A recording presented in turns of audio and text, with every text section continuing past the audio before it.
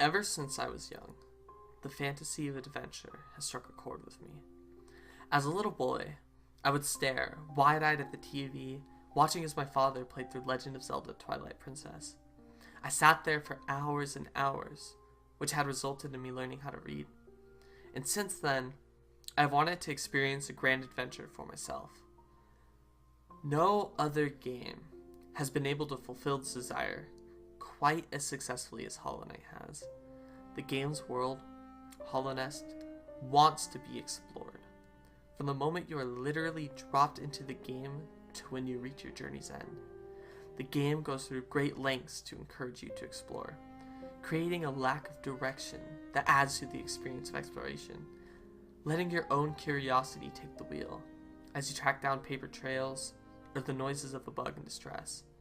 It also rewards you in a variety of ways for exploring by being packed full of surprises that are accessible during different parts of the game, making each area worth visiting over and over again, as well as making them feel layered and bigger than your first impression. Hollow Nest isn't just a world that invites you to explore it, however. It's also a delicately crafted world worthy of exploration. Hollow Nest is a once great society that has now fallen to an unknown source and become a shell of what it once was. Starting off the game, you will quickly find yourself in a town called Dirtmouth, one of the places you will visit often through your playthrough, and a wonderful first impression for what the world has in store for you. When you arrive, you are only greeted by the town's last remaining resident and a handful of abandoned houses. It feels empty, eerie, and genuinely makes you curious as to what could have happened to such a place. It is a wonderful introduction to Hollow Nest, as it gives you a taste of what's to come, but holds enough of its cards to let you push deeper. The attention to detail within Hollow Nest helps it become a fully realized and fleshed out place. You can see this within the world's ecosystem. One very important factor of this is the Lumafly, a bug that flies around, illuminating the world around it. What makes this tiny little bug important is how it actually applies within the game's world. Since the Lumafly can provide light in the world of Hollow Nest, they are used to create light bulbs and lanterns, which function by having the Lumafly float around and just do what they naturally do. This little detail does wonders to sell the society of bugs as Hollow Nest, and while it isn't the only one, it is easily one of my favorites. Another detail of the inner workings of this game's world is in how the transportation system is set up. It is a bug, and his name is the Last Stag.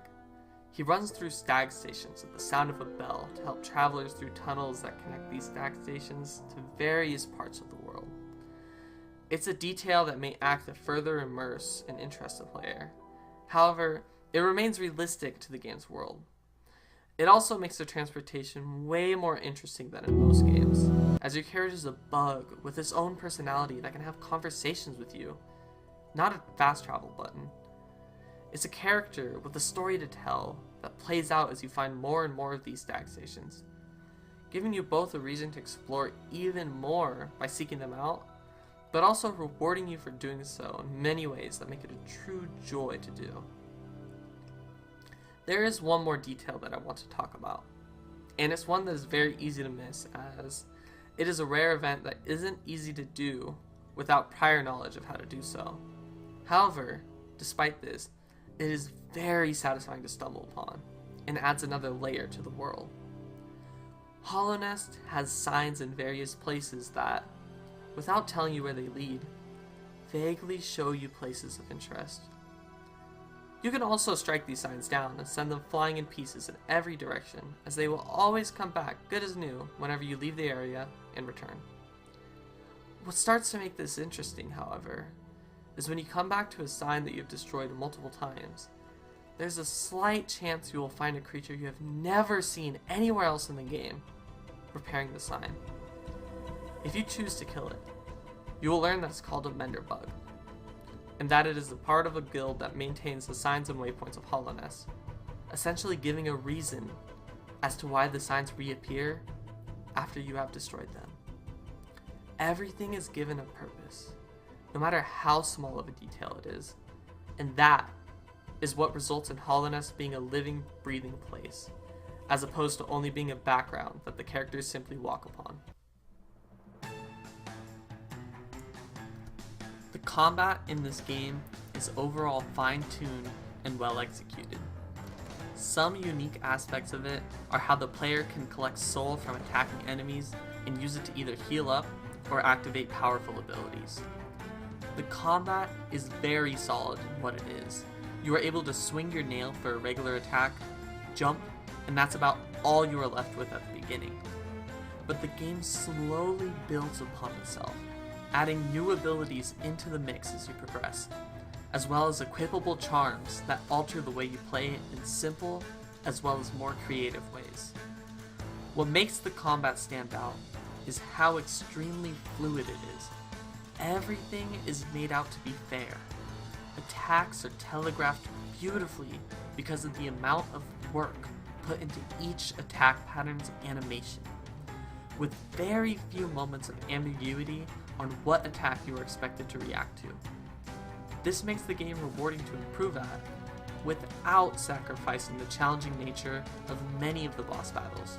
And because of this, whenever you revisit a boss you've beaten, it feels so much easier and shows your skills that they have improved.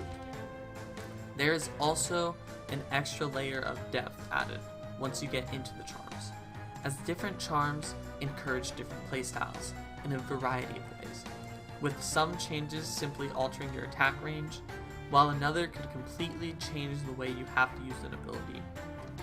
The fighting feels fantastic, as the game's animation and sound play a huge part in making every impact feel powerful and satisfying. For example, just take a moment to look at the difference on the screen when a player gets hit and takes 1 heart of damage compared to 2.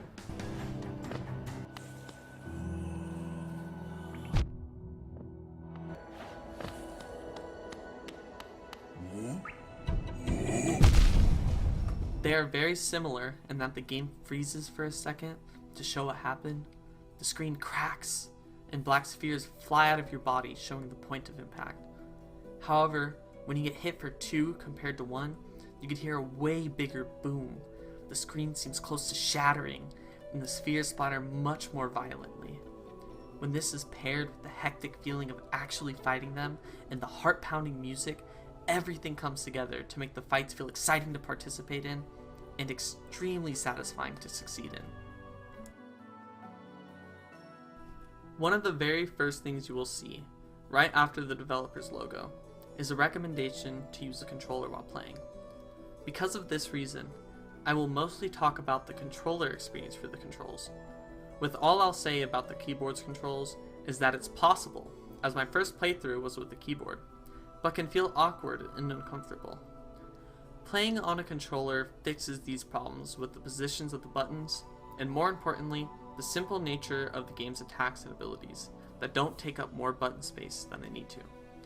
Most abilities are activated with 1 button and a directional input, with the attacks being the same way, just using a different button. These simple and effective controls serve their purpose, letting you feel comfortable enough to experience everything the game has to offer.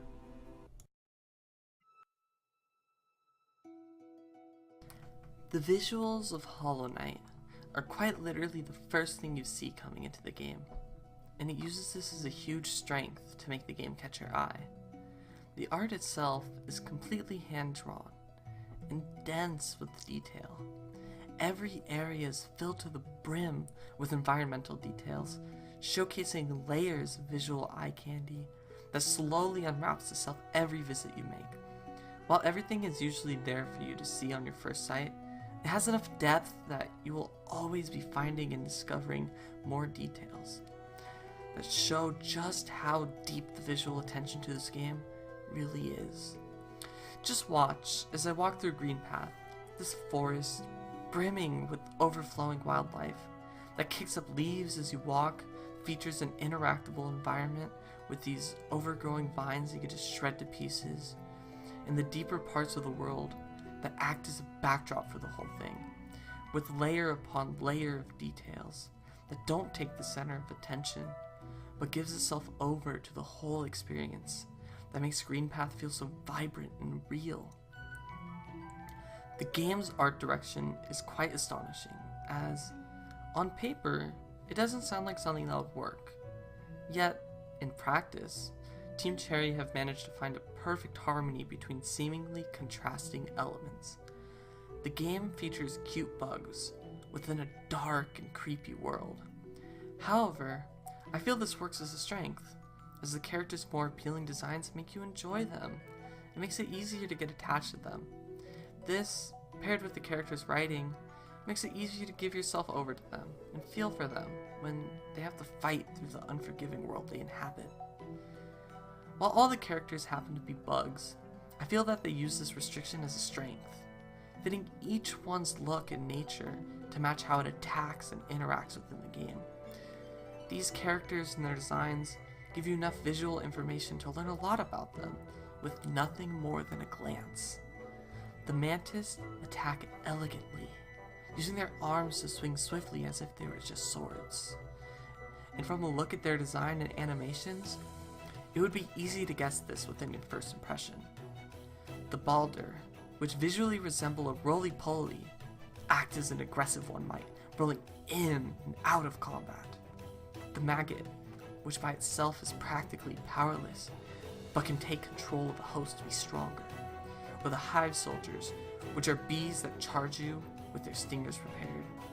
The list goes on, and by mixing in our familiarity of these creatures with the art style's own spin on it, the game creates enemies that act realistically enough for us to see the actions they take as making sense within the world, as well as being unique in its own ways. Each area has its own style, and evokes a different feeling because of it. Take the Forgotten Crossroads, which has an air of mystery to it, caused by the darker shades of blue and overall emptiness that stems from the general lack of threatening enemies, the working facilities within the area seemingly unoccupied by anyone that can maintain it, and the eerily calming music that plays through it all. All these things come together to genuinely make you wonder what happened to take it to this point. They also complement this with a lot of the enemies sharing an orange color, making them stand out in the environment, which makes it very easy to tell that they are hostile, as well as that they almost shouldn't be there. It's easy to tell that orange is hostile just from a glance, and they use this in different variants to show some enemies with only small amounts of orange as something weak or hardly hostile, while things consisting of lots of orange tend to be more dangerous and challenging.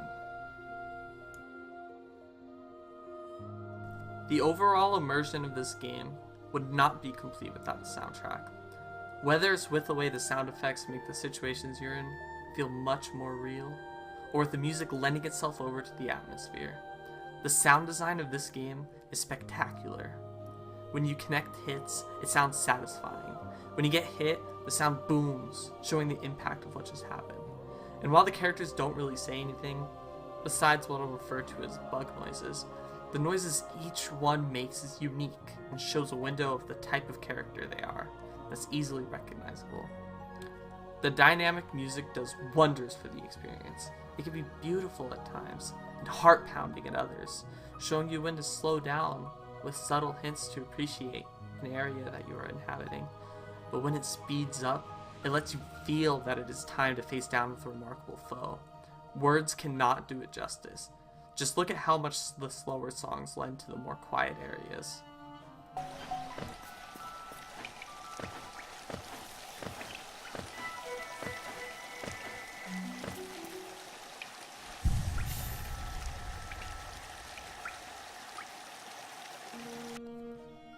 The shift almost makes you subconsciously slow down. And on the other side of things, let's take a look at the difference the music makes with this boss fight.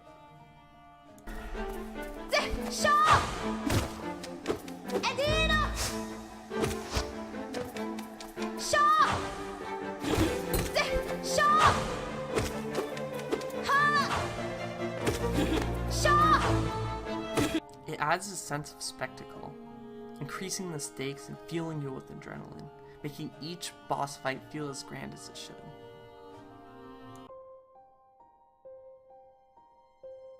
The world of Hollow Nest is a bug-occupied world that was infected by some sort of plague, affecting the minds of many of its inhabitants, turning them into feral creatures. Without getting into too much detail about this, partway into the game, you're tasked with finding the source of this plague and ridding it from Hollow Nest. The plot is engaging and interesting enough in its own right, being set in the aftermath of a kingdom's downfall, as you're left to attempt to pick up the pieces. What I think is even more important to the story, however, is in how you piece everything together as a player. Throughout the game, there's not a lot of exposition dumping. Characters won't just tell you everything, and a lot of the time, what they say is just small parts of things, or even their own interpretations. You learn a lot more information from other sources, like ruins and visual storytelling. It's also paced very well in that, when you start off, you have a vague enough idea to guess what is going on, but you don't know a lot of the whys and hows, which are slowly brought to your attention as you progress through the story. I think part of the reason this approach complements Hollow Knight so well is that it isn't force-feeding you the story. You have to go out and find the answers yourself, which plays to the strength of the game's nature, exploration, giving you another reason to push through the next area and find out what's going on in there.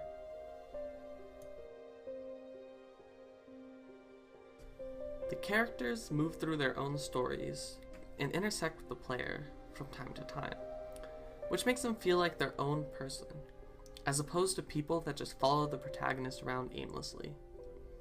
Two examples that I would like to talk about are Cloth and Tiso. Cloth is a cowardly cicada who attempts to put on the facade of a courageous warrior, who is usually found hiding and increasingly more and more frightened every time you meet with her. You only meet 5 times, but through these times, you can learn a lot about what type of person she is, like how she dreams of becoming a strong warrior, but is held back by her fear, or her search for Nola, a friend who she's looking to find through death.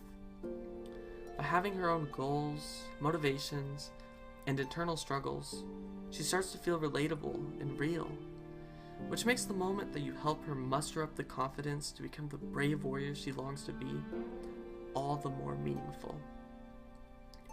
Another character with an interesting story to tell is that of Tiso, an arrogant adventurer who seeks the ultimate challenge. As you meet him in varying places, he looks down upon you, as he sees only himself as the ultimate warrior, and views you as weak. His story is finished quite quickly, as he finally finds his ultimate challenge, and fails as soon as he starts it. You only find his corpse, washed up from where the challenge takes place, the Colosseum of Fools. This short-running story tells a lot about the world of Hollow Nest. It's brutal and unforgiving, and as you beat the Colosseum yourself, you learn that Tiso was all talk, as you could survive what he couldn't.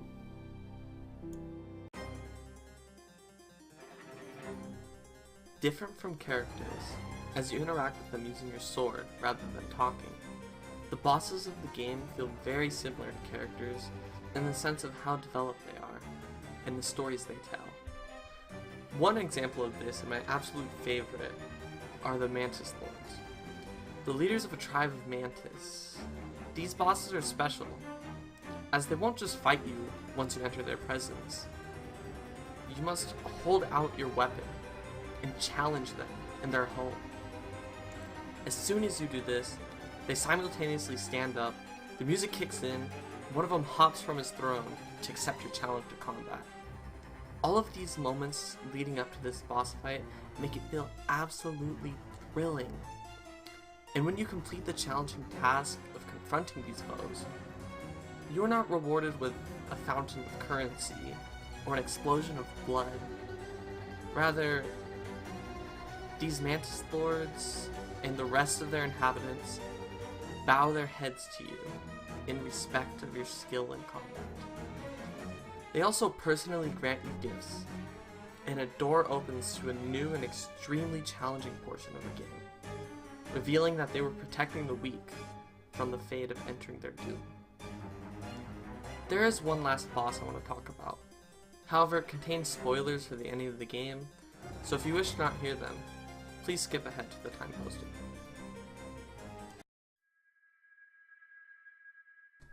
The final boss, the Hollow Knight, makes wonderful use of suspension, as the game does so well, by showing a sneak peek of it as early on as the first cutscene of the game, which gives it an air of mystery, as you have no idea what it is at the time, but also builds a sense of excitement when you finally realize what it is and what you are there to do.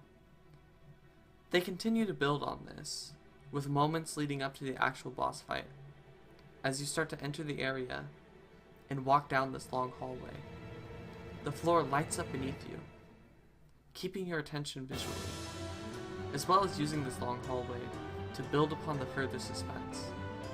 The last bit of this is when you actually reach the boss, and you have to break the chains that contain it. Slicing down each chain is exhilarating, and gets you excited to face down with the boss that was so imposing it had to be locked up and kept away from the world. The boss battle itself, from its actual difficulty, isn't anything too spectacular. However, where it really shines is in how expressive it is visually. The Hollow Knight shares a bond with the main character, and this is told through visual storytelling before the game shows you. Other than the fact that the Hollow Knight is visually similar to your character, its attack pattern matches yours in many ways, and even Hornet's, which makes sense, as she's the main character's sibling. Let's look at a comparison of some of these attacks. As you can see, Hornet and the Hollow Knight dash with their nail out horizontally to attack, as well as hold their nail in a similar fashion when preparing for a counter. He also swings his nail in a similar fashion to the main character, and has a dive move that almost seems like an upgraded version of the player's own Desolate Dive. One last piece I want to talk about this boss is its own visual storytelling. As you can see, it struggles against itself, and the infection that controls it, as you watch it literally stab itself multiple times, almost as if the boss doesn't want to fight you. And as it progresses, you start to see the fatigue take over, as the boss will sometimes fall over or miss a swing, making you feel sorry for him, and leaving you with a sense of despair.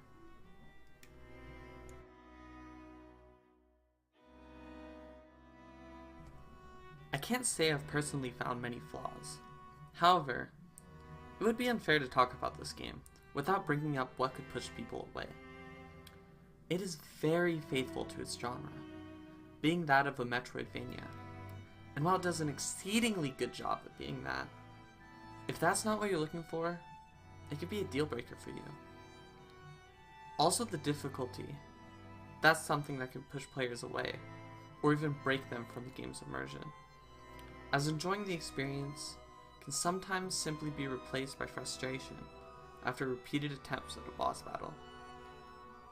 I guess one more small thing is the menus, especially the charm inventory, which can be slow to navigate, and given that so much of this game's controls feel fast, responsive, and satisfying, it is a real shame to me that the menus couldn't meet that expectation.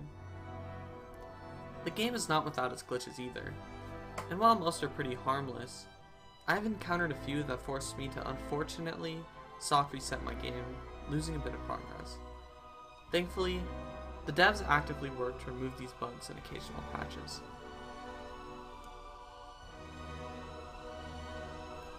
Real quick here, I want to talk about where and how much you can get this game, because it's worth mentioning. The game is available through multiple platforms on PC, and is planned to be released for the Nintendo Switch in 2018. It's priced at $15 for about 30 hours of gameplay, with everything included in the game, in addition to free content that gets released. You could also find the game for sale quite often, usually dropping it down to around $10, which is definitely quite a bargain either way, considering the amount of content you get in one playthrough. And with extra playthroughs put into the mix, it's definitely worth its selling point. The main reason this game resonates so well with me, and so many others, is it has real heart. The game, being created simply by a small indie group that loves video games, who are only able to obtain their vision due to the support of every fan that backed this game with their own money. Team Cherry did not take this for granted in the slightest. A great example of this is the Shrine of Believers. The Shrine of Believers is a very well hidden area containing tablets that carry on messages from fans who supported the game and helped it come to light. It's a small thing in the grand scale of everything this game is. However, it truly shows the creators' intention with it. It's a game they believed in. And through their gratefulness for everyone else that believed in them, they created an all-in-all wonderful experience, worth believing in.